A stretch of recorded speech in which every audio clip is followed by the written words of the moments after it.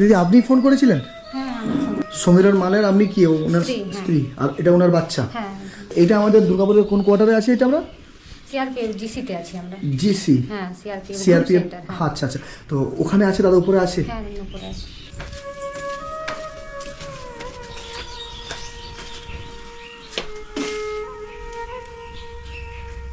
দাদা ভালো আছেন? হ্যাঁ দাদা ভালো আছে। বসেন বসেন, আপনি বসেন। আপনার অরিজিনাল বাড়ি কোথায়? আমার বাঁকুড়া ওন্দা দুন্দা গ্রাম, পুয়া বাগানের কাছাকাছি? পুয়াবাগানের কাছাকাছি বাড়ি। আর দিদি আপনার? আমার বাড়ি বাবার বাড়ি হচ্ছে সাবড়াকোণ, ওই বিষ্ণুপুরের কাছাকাছি। সাপড়াকোণে। আর এটি আপনাদের কন্যা সন্তান? হ্যাঁ আপনি বর্তমানে সিআরপিএফ এর একজন জওয়ান, জানি। এবং আপনি এখানে আছেন মানে দুর্গাপুরের? দুর্গাপুর অমরাবতী সিআরপিএফ ক্যাম্পে আছি, আচ্ছা। পোস্টিং আছে আমার এখানে। আপনার দুটো কিডনির সমস্যা হয়েছে, হ্যাঁ, যেটা আপনার ট্রান্সপ্লান্ট করতে হবে, মানে একটা লাস্ট স্টেজে আপনার চলে গেছে। লাস্ট স্টেজ 5 জন। বাড়ির সবাইকার কিডনি চেক করা হয়েছে, কারোর সাথে ম্যাচ হয় না এখনো। বাড়ির মা বাবা, আমাদের বাড়ির আমার ওয়াইফের মা, আমাদের বাড়ির সবাইকার সঙ্গে ম্যাচ মানে চেক করা হয়েছে, ম্যাচ হয় না কারোর সাথে এখন।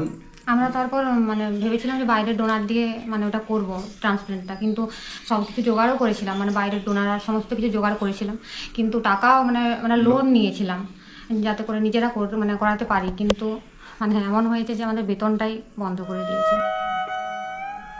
কতদিন বেতন বন্ধ করেছে? বেতনটা বন্ধ করেছে 19 মাস বেতন বন্ধ হয়ে গিয়েছে। লোন কখন নিয়েছিলেন? লোন আমরা অক্টোবরেই নিয়েছিলাম, আর অক্টোবরে 2022 অক্টোবর।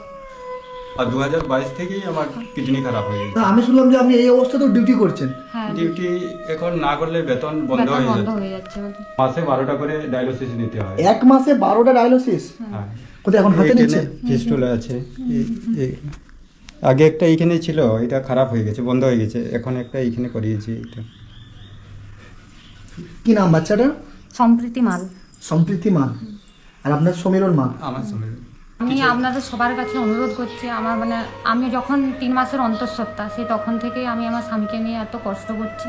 আমি সবার কাছে অনুরোধ করছি, সকল দেশবাসীর কাছে অনুরোধ করছি, একজন সৈনিকের স্ত্রী হয়ে আপনারা একটা সৈনিককে বাঁচান, আমার স্বামীকে বাঁচান, এবং আমার একদম ছোট্ট সন্তান, সে তখন আমার গর্ভে, সেই সন্তানটিকে মুখের দিকে তাকিয়ে সবাই এগিয়ে আসুন, আমাদেরকে সাহায্য করুন। মানুষটা এই অবস্থাতেও ডিউটি করছে, কারণ বেতনটা বন্ধ হয়ে গেলে তাদের বাড়ির খাওয়া দাওয়া বন্ধ হয়ে যাবে। আর আমি এই ড্রেসটা করে ডিউটি করি, আর আমি চলে গেলে আর এই ড্রেসটা কোনোদিন করতে পারবো না। আমি দেশের জন্য কিছু করতে চাই। আমিও সবার কাছে অনুরোধ করছি যে আপনারা সকলে বাঁচান আমার স্বামীকে।